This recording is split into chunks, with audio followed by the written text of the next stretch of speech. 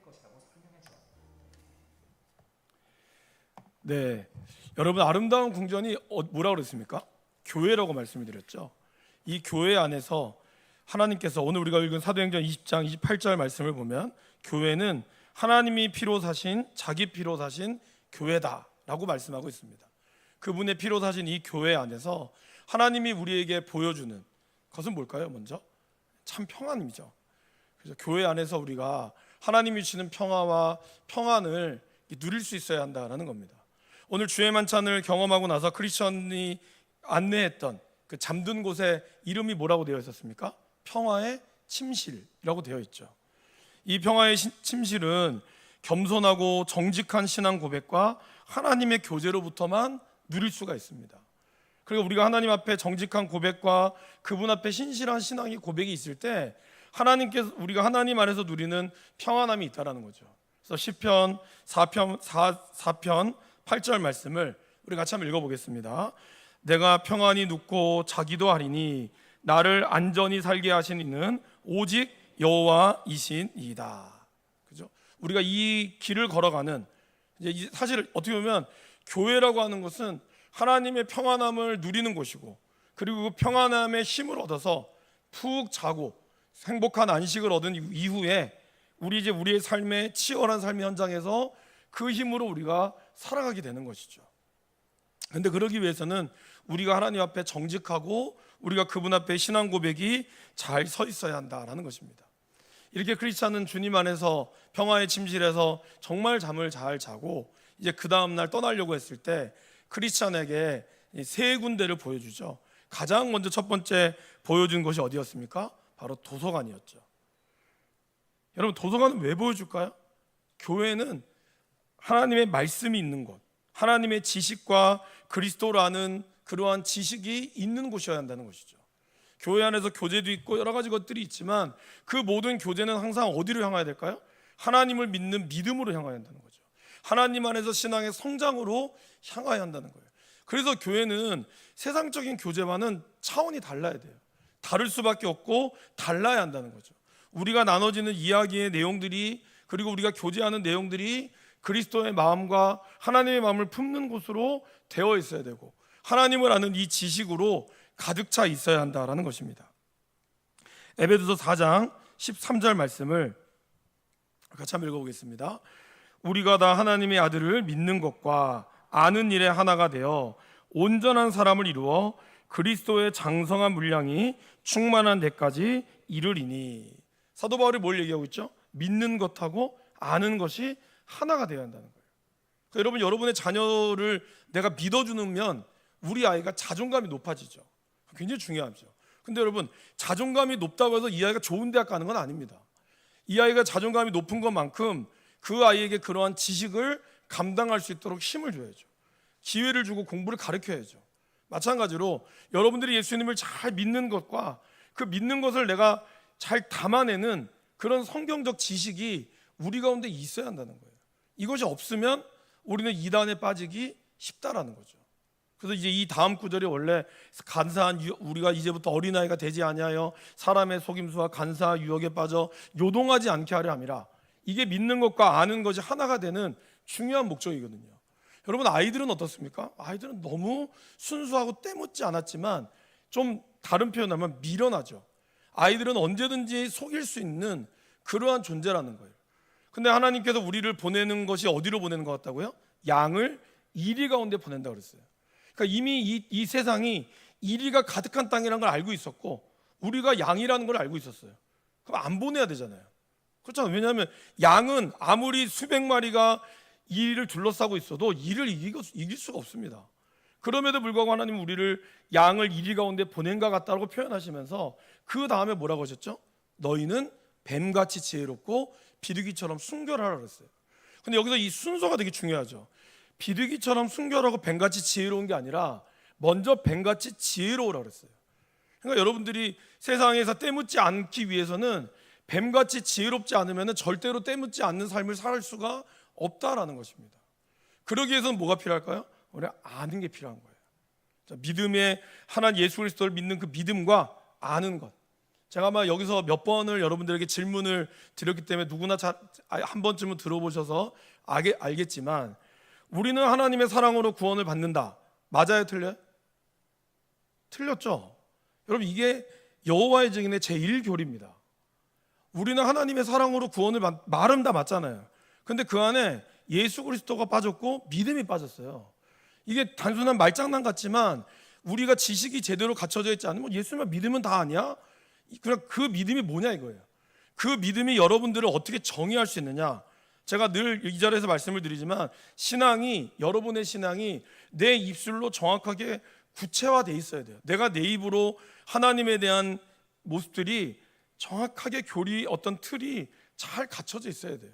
그래서 무턱대고 기도만 하면 다 된다, 말씀 100번 읽으면 된다, 그게 아니라 그 말씀과 기도가 여러분의 삶과 여러분의 인격으로 묻어 나와야 한다는 거예요. 말씀을 100난 읽지만 화 많이 내고 자기 성질을 못 이기고, 말씀을 기도는 엄청 많이 하지만 결국 자기 때문에 교만해지고, 이런 사람들이 문제라는 거죠.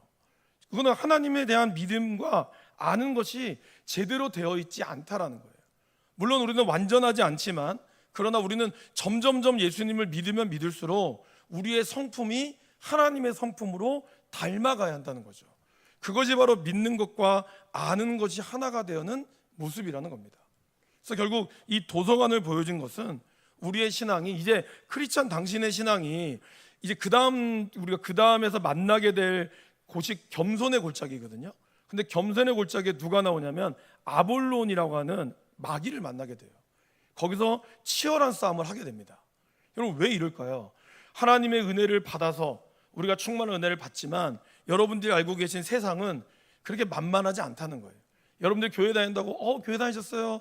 참 착하시네요. 해서 여러분들 편을 들지 않는다는 거예요. 세상은 오히려 여러분들이 예수 믿는다고 하면 예수 믿는 사람을 괜히 시비 거는 사람들부터 시작해서, 또 그렇지 않다 할지라도 여러분 스스로가 그런 시험에 들만한 상황들과 선택해야 되는 상황들이 우리 가운데 온다는 거죠. 그것 가운데 우리가 겸손하지 않으면, 우리가 무장되지 않으면, 하나님을 아는 지식으로 충만하지 않으면 우리는 언제든지 넘어질 수 있다라는 것을 이 도서관을 통해서 우리에게 보여주고 있다는 겁니다. 자, 그리고 히브리서 5장 14절 말씀에도 이렇게 나와 있죠. 단단한 음식은 장성한 자의 것이니 그들은 지각을 사용함으로 연단을 받아 선악을 분별하는 자들이라. 그러니까 하나님, 사도 이 히브리서의 저자는 우리에게 우유만 먹는 신앙이 되지 말고 단단한 음식을 먹는 신앙이 되어라 라고 얘기하고 있다는 거죠. 그래서 히브리서의 이제 디모데 신약 파노라마에 보면 히브리서를 할 때 그림이 하나가 있죠. 혹시 그 그림 기억나십니까? 나이 든 어른이, 여기 수염난 어른이 젖병을 먹고 있는 그림이 있어요. 그러니까 그것이 우리의 신앙일 수 있다는 거예요. 갓난아기나 먹어야 될 젖병이 나이가 20년이 지나고 신앙생활 30년 하고 있어도 여전히 젖병 먹는 신앙으로 가지고 있는 사람이 있다라는 거예요. 여전히 불평과 불만과 조금만 이 간단한 음식은 못 먹고 조금만 하면 상처받고, 그게 아니라 얘기하잖아요. 그들은 지각을 사용함으로 연단을 받아 선악을 분별하는 자들이라고. 그러니까 우리가 믿음 안에 성장하고 분별할 수 있어야 정말 이 땅 가운데서 있는 그러한 것을 우리가 장성한 자가 된다라는 것입니다. 그 다음에 거기에는 무엇이 있었습니까? 여러분, 도서관 안에 있는 내용이 뭐였죠? 성경이었죠. 가장 먼저 뭘 보여줬습니까? 언덕 주인의 족보. 그건 뭐예요? 예수 그리스도의 믿음과 행위, 이걸 보여준 거죠. 먼저 그 다음을 바로 넘겨주시겠어요? 다니엘서 7장 9절 말씀을 우리 같이 한번 읽어보겠습니다.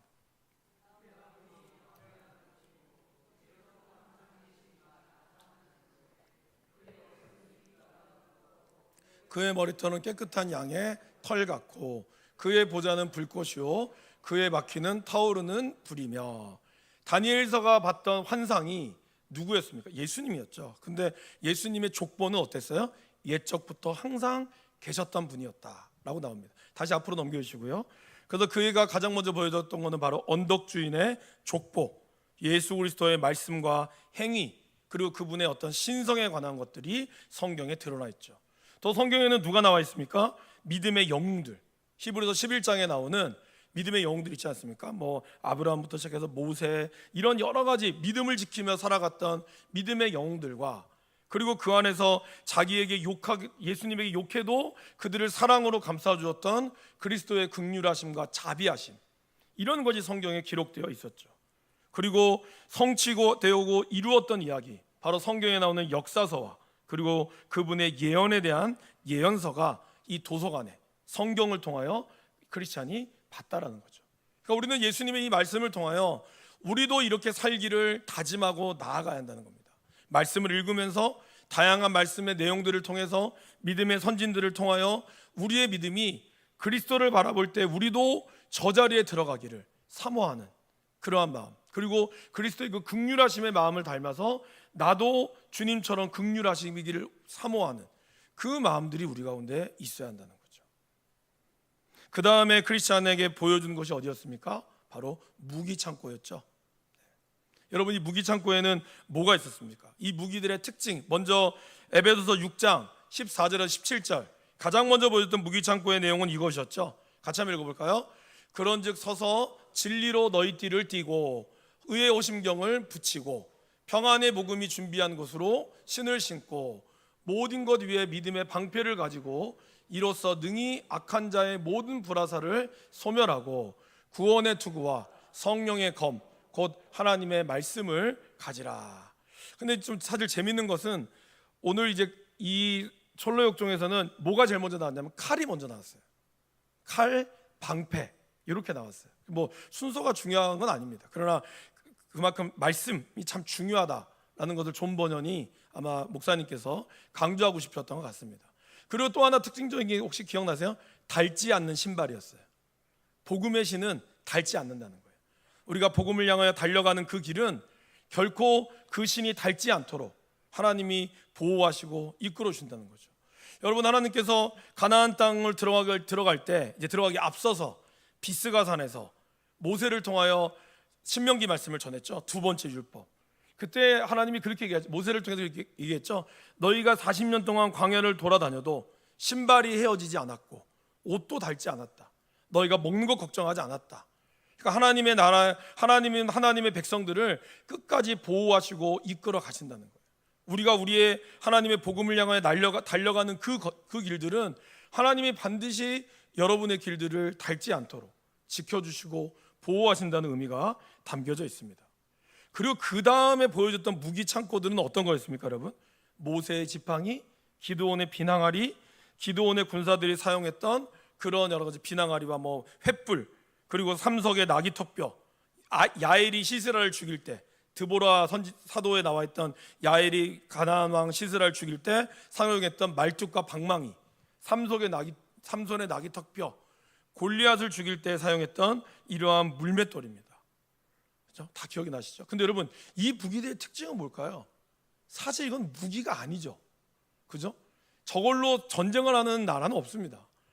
칼, 방패 이런 걸 쓰지 누가 나귀턱뼈로 사람을 죽입니까? 누가 항아리 들고 300명의 용사를 어떻게 이 10만 명의 몇십만 명의 대군을 이기겠어요? 뭘 의미할까요, 여러분? 보잘것 없어 보여도 하나님이 함께 하실 때 거기에 능력이 있다는 거예요. 그래서 사도 바울은 고린도전서 1장 21절부터 뭐라고 얘기하겠습니까? 하나님의 지혜에 있어서는 이 세상이 자기 지혜로는 하나님을 알지 못함으로 하나님께서 뭘 사용하셨죠? 전도에 미련한 것을 사용하셨다는 거예요. 그러니까 복음을 전파하는 이 미련한 것으로 사용하셨고, 유대인들은 표적을 끊임없이 구했죠. 그러니까 이거 뭐 이런 이적이 뭐야? 그리고 헬라인들은 지혜, 그들은 이 어떤 지식적인 것들을 얻기를 원했죠. 그러나 사도 바울은 뭘 얘기했습니까? 바로 십자가에 못 박히신 예수 그리스도, 이 한 분 외에는 내가 다른 것을 전하지 않기로 결단했다는 거예요. 그래서 24절 같이 읽어볼까요?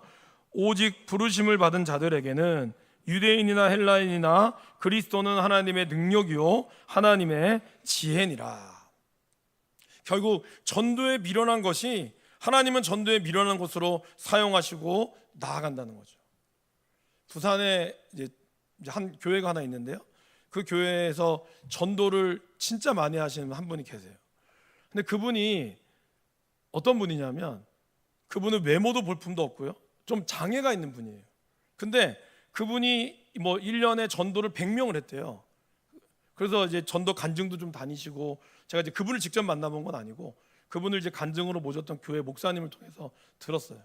그래서 그 교회 들어가서 홈페이지를 보니까 정말 이렇게 뭐랄까 볼품이 없어요. 뭐 남들처럼 뭐 전도할 수 있는 그런 어떤 특징적인 외모나 아니면 그렇다고 말을 잘하는 것도 아니래요. 말도 굉장히 어눌하시고 뭔가 좀 이렇게 누가 봐도 아유 누가 저런 사람 말 듣고 교회 오겠어 하는데도 놀랍게도 그분이 전하는 복음에 많은 사람들이 온다는 거예요. 왜 그럴까요, 여러분? 하나님의 능력이 임하면 그 사람이 누가 됐든지 된다는 거예요. 뭐 우리가 돈으로 전도할 수도 있고 내가 가지고 있는 모든 것들로 전도할 수 있죠. 그게 잘못되었다는 건 아닙니다. 그러나 전도에 있어서 가장 중요한 건 뭘까요? 바로 예수 그리스도의 능력, 그 이름의 능력이 있다는 거예요. 그러게 우리는 담대하게 예수 그리스도를 선포하고 전도하며 나아가는 거죠.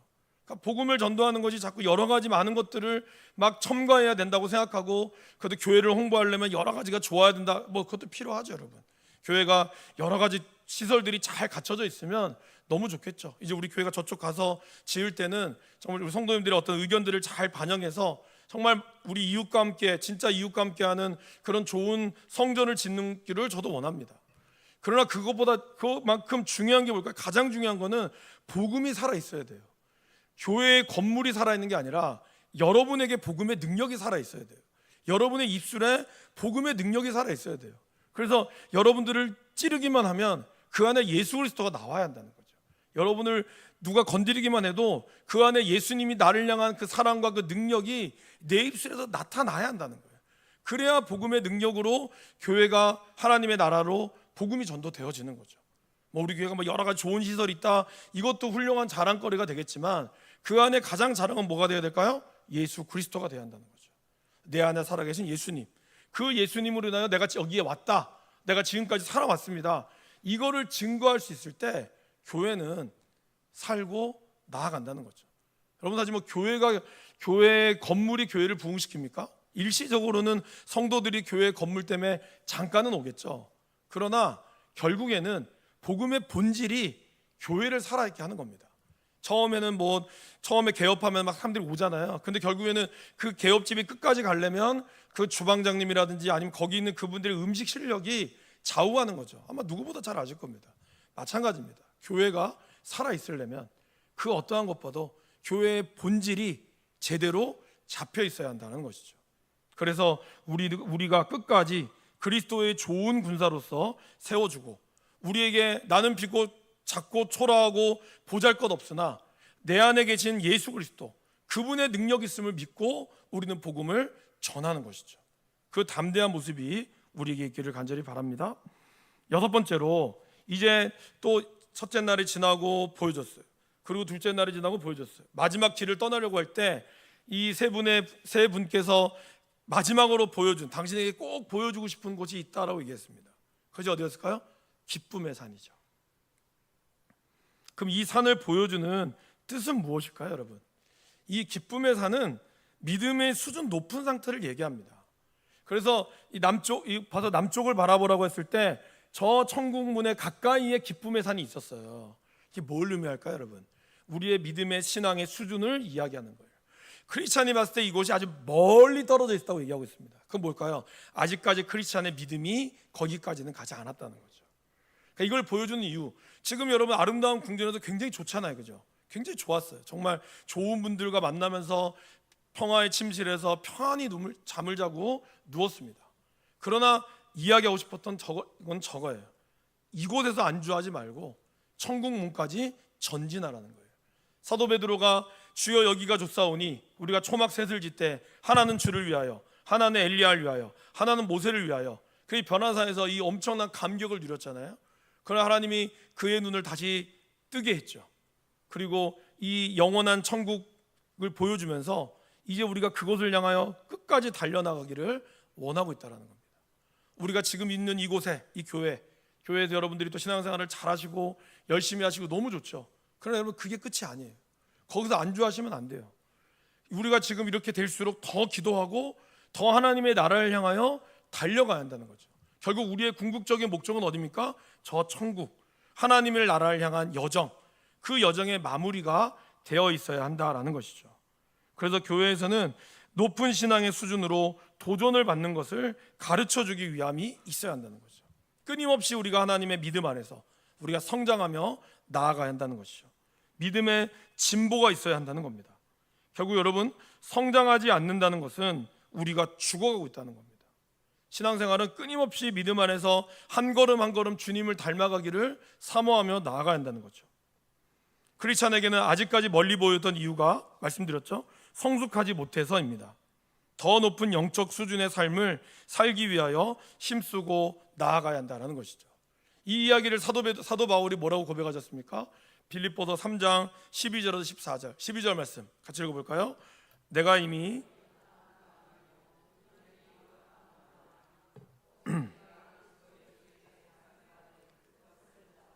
달려가노라. 그죠? 사도 바울은 그 다메섹에서 만났던 그 강렬한 하나님의 환상, 그 놀라운 은혜를 그는 믿고 완전히 변화가 됐습니다.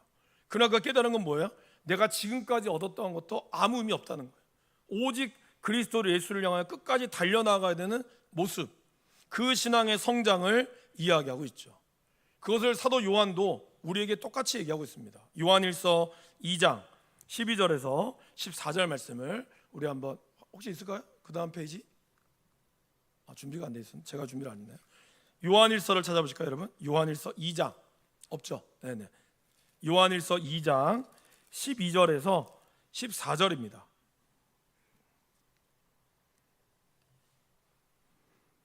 먼저 12절 말씀을 읽어볼까요? 요한일서 2장 신약성경 389면에 있습니다. 같이 읽어보겠습니다. 자녀들아, 내가 너희에게 쓰는 것은 너희 죄가 그의 이름으로 말미암아 사함을 받았으며, 여러분 이게 무슨 단계죠? 죄사함의 단계죠. 처음에 하나님을 만났을 때, 그죠? 하나님이 나를 구원해 주셨을 때가 우리가 뭐예요? 어린아이와 같은 신앙이 나죠. 이제 처음 하나님 만나서 응애 하는 이 신앙, 우리의 죄사함을 받았던 신앙이라는 거예요. 그러면 그 신앙에서 멈추면 됩니까? 안 됩니까? 안 되죠. 그 다음에 어디로 가야 되는 거예요? 이제 13절 뒷부분도 볼까요? 청년들아부터 볼까요? 청년들아, 시작. 청년들아, 내가 너희에게 쓰는 것은 너희가 악한 자를 이기었음이라. 무슨 말입니까, 여러분? 악한 자를 이겼다. 이제 너희의 믿음이 강한 믿음으로 성장해 나가야 한다는 거예요. 그 다음에 13절 앞부분에 읽어볼까요? 아비들아, 내가 너희에게 쓰는 것은 너희가 태초부터 계신 일을 알았으며, 분별의 단계를 나가야 한다는 거죠.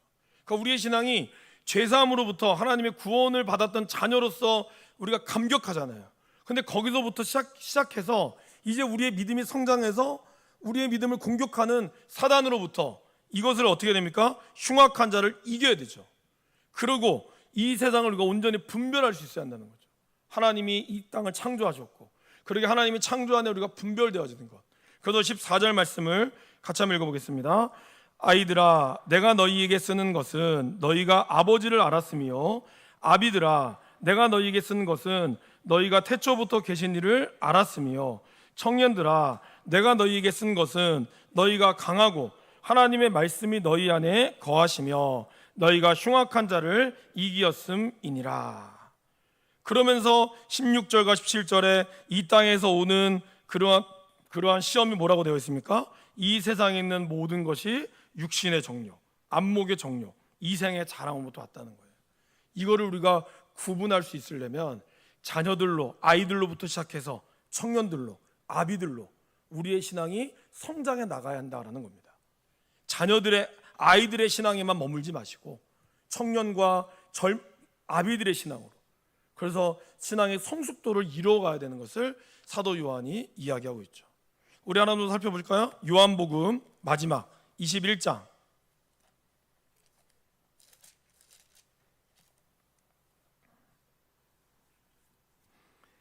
15절 말씀에 이렇게 우리 한번 읽어보겠습니다. 15절 그들이 조반 먹은 후에 예수께서 시몬 베드로에게 이르시되 요한의 아들 시몬아, 내가 이 사람들보다 나를 더 사랑하느냐 하시니 이르되 주님, 그러하나이다. 내가 주님을 사랑하는 줄 주님께서 아시나이다. 이르시되 내 어린 양을 먹이라 하시고. 제일 첫 번째 뭐라 그랬어요? 어린 양을 먹이라 그랬어요. 이 말은 뭡니까? 신앙의 기초적인 단계, 제3에 이르는 단계의 사람들을 먹이라는 것이 교회의 사역이었다는 거죠. 두 번째 보실까요? 또 두 번째 이르시되 요한의 아들 시몬아 내가 나를 사랑하느냐 하시니 이르되 주님 그러하나이다. 내가 주님을 사랑하는 줄 주님께서 아시나이다. 이르시되 내 양을 치라 하시고, 이 양은 어린 양보다 좀 큰 양을 얘기하는 겁니다.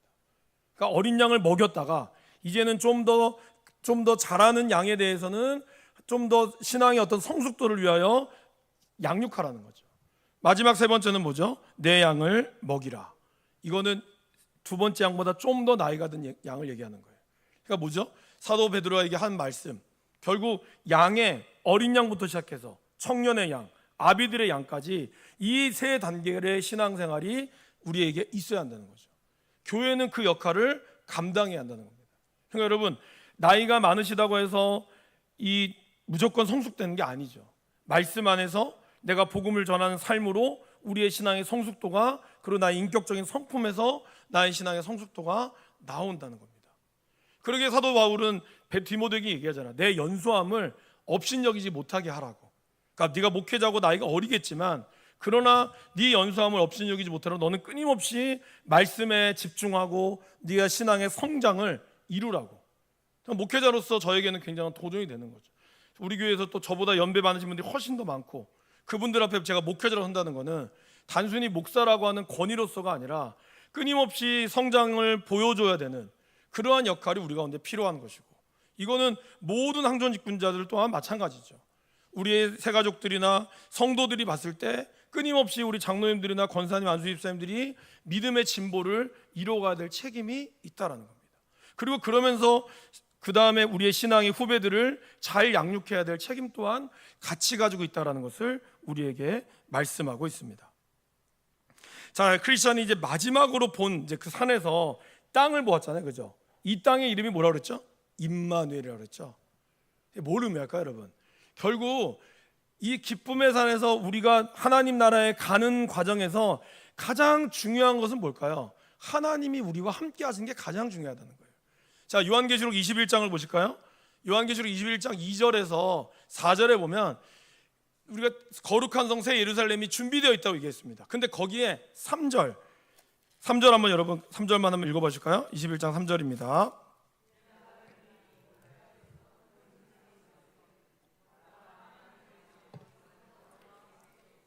하나님이 그들과 함께 계시리니 그들은 하나님의 백성이 되고 하나님은 친히 그들과 함께 계셔서. 가장 중요한 핵심은 바로 뭐예요? 하나님이 그들과 함께 계신다는 거예요. 이게 바로 새 예루살렘, 바로 새 하늘 새 창조에 나오는 가장 중요한 핵심이죠. 우리가 알고 있는 뭐 새 하늘 새 땅이면 막 정말 천지가 개벽하고 이런 거를 의미하겠지만, 그러나 가장 중요한 건 뭐예요? 늘 하나님이 우리와 함께하고, 22장에 우리가 이번 주 월요일인가요? 했던 새벽 기도회 때 얘기했던 건 뭐였습니까? 그의 얼굴을 볼 수 있다는 거예요. 지금까지 하나님의 얼굴을 보지 못하죠. 우리가 이 땅 가운데 하나님의 얼굴을 보지 못합니다. 하나님 얼굴 보면 죽는다 그랬어요. 왜 그럴까요? 우리의 죄가 그 거룩하신 하나님 앞에 눈을 뜰 수가 없는 거죠. 그러나 이제는 새하늘과 새 땅이 오면 우리의 모든 죄로부터 하나님이 우리의 죄를 구원해 주시고 모든 악한 것들을 다 소멸하신 후에는 이제 우리가 비로소 얼굴과 얼굴을 대면하여 보게 될 날이 온다는 거예요. 곧 하나님이 우리와 함께하는 것, 그것이 바로 이 존 버년이 우리에게 이야기했던 기쁨의 산에서 우리가 마지막 순간에 하나님을 볼 수 있는 최고의 축복, 하나님이 나와 함께 하시는 이 임마누엘의 땅이 이야기하는 것을 우리가 볼 수 있다는 겁니다. 이것이 바로 이 아름다운 궁전에서 이제 곧 크리스찬이 이 철로의 역정을 떠나는, 이제 본격적으로 떠나는 그 과정 가운데 우리에게 보여주는 곳입니다. 교회라고 하는 것은 여러분, 결론적으로 교회는 말씀의 양육과 성도들이 영적으로 무장할 수 있도록 준비시켜 주는 것이 바로 교회죠. 교회가 이 사명을 놓치면 안 된다는 거예요. 그러니까 여러분들이 주일날 와서 예배하고 또 많은 친교를 하지만 그 친교 가운데 정말 그 안에는 하나님이 이번 한 주간 동안 나를 위해서 행했던 일하심, 그런 것들이 우리 가운데 증거가 되면 너무 좋겠습니다. 다른 이야기들 뭐 누군가 어떻고 이런 판단이라든지 이런 막 뒷담화 까는 게 아니라 정말 그 내 안에서 내가 하나님의 이야기로 바빠 죽겠어 다른 사람 이야기할 시간이 없어요. 내가 내 얘기가 바쁜다고. 일주일 동안 나를 이끌어 가신 하나님이 나를 울게 만드셨던 일들, 웃게 만드셨던 일들, 속상하게 만드셨던 일들, 이러한 일들로 우리의 교제가 이루어지는 것. 그리고 뭐 1:1 양육이든 구약 파노라마든 신약 파노라마든 이러한 우리의 말씀의 양육으로 여러분들이 든든히 서나갈 수 있는 것. 그것이 바로 교회가 되어야 하는 거죠. 그래서 그 힘으로 세상에 나가서 그저 우리가 승리할 수 있는 것. 그로 인해 세상이 주는 기쁨이 아니라 성령 안에서 참된 기쁨과 안식을 누릴 수 있는 그러한 곳이 바로 교회가 되어야 한다는 것입니다. 예수 그리스도 안에서 성장하고 성숙하는 것. 그렇게 성숙시켜주기 위하여 교회는 본질을 향하여 나아가야 한다는 거죠. 이런 교회를 저는 너무 만들고 싶습니다. 여러분들과 함께 이 교회를 만들어가는 것이 저에게 주어진 하나님이 이 평화교회에서 여러분들이 저를 더 선택하시고 하나님께서 저를 부르신 목적이라고 생각합니다. 저는 그거 외에는 사실 다른 교회의 어떤 것들은 별로 의미가 없다고 봐요. 솔직히 우리 다 불필요한 얘기는 아니지만 그러게 우리도 그 목적을 향해서 저와 여러분들이 우리의 끝까지 하나님이 나를 부르실 때까지 그 길을 향해서 갈 수 있기를 바랍니다. 그리고 하나님이 우리와 함께하는 곳, 그것이 교회고 여러분들이 있던 곳이고 가정이고 직장이고 그곳에 하나님이 함께 하시는 곳이 바로 우리가 최고의 기쁨이고 최고의 안식을 누릴 수 있는 땅이 되어야 한다라는 것입니다. 이러한 힘과 은혜를 받을 때, 주님 안에서 안식과 회복을 누릴 때 비로소 여러분의 삶의 어떤 직장이라든지 삶의 터전에서 우리가 승리할 수 있다라는 것이죠. 그 은혜를 누릴 수 있기를 간절히 바랍니다. 함께 찬양하실까요? 찬송가 400